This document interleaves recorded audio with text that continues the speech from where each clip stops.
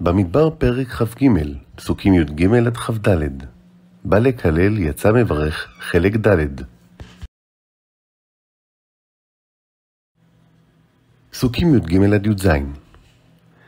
ויאמר אליו בלק, לך נא איתי אל מקום אחר אשר תראינו משם, אפס קצהו תיראה, וכולו לא תראה, וכוונו לי משם. ויקחהו שדה צופים אל ראש הפסגה, ויבן 7 מזבחות, ויעל פר ועיל במזבח. ויאמר אל בלק, התייצב כה על עולתך, ואנוכי יקרא כה. ויקרא אדוני אל בלעם, וישם דבר בפיו, ויאמר, שוב אל בלק וכה תדבר. ויבוא אליו, והינו ניצב על עולתו, ושרי מואב איתו. ויאמר לו בלק, מה דיבר אדוני?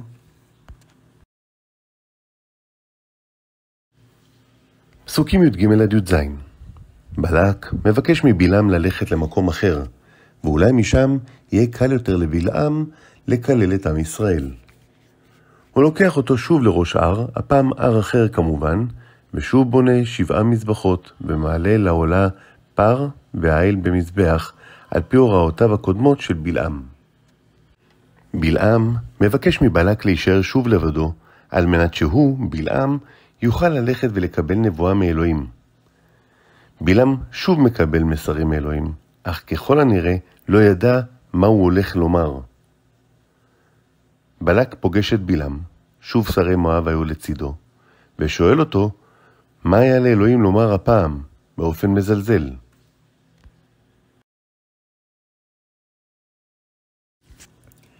פסוקים י"ח עד כ"ד.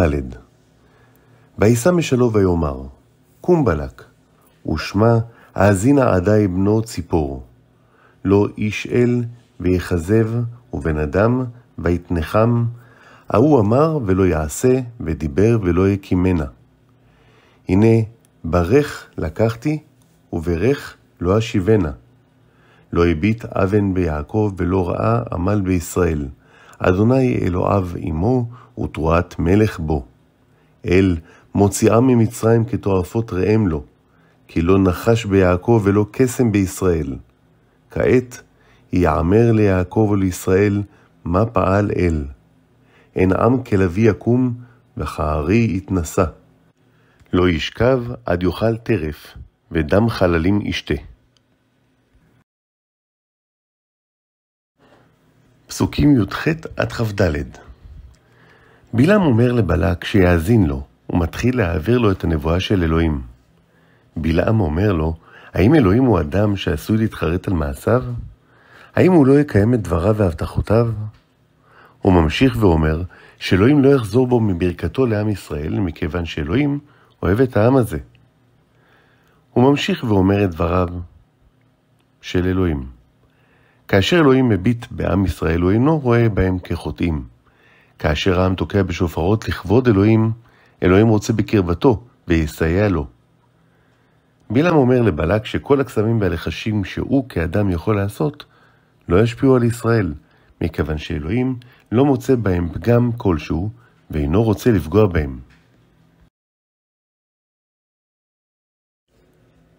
נקודות למחשבה. מה ניתן ללמוד מהתעקשותו של בלק לקלל את עם ישראל? אילו מילים בפסוקים שקראנו מציינות שאלוהים לא מתחרט על דבריו? אילו מילים בפסוקים שקראנו מעידות על כך שהקסמים והלחשים לא יועילו כנגד עם ישראל? לאיזה חיה מדמה בלעם את עם ישראל? נהניתם? לחצו על סאבסקרייב ותוכלו לקבל תכנים נוספים.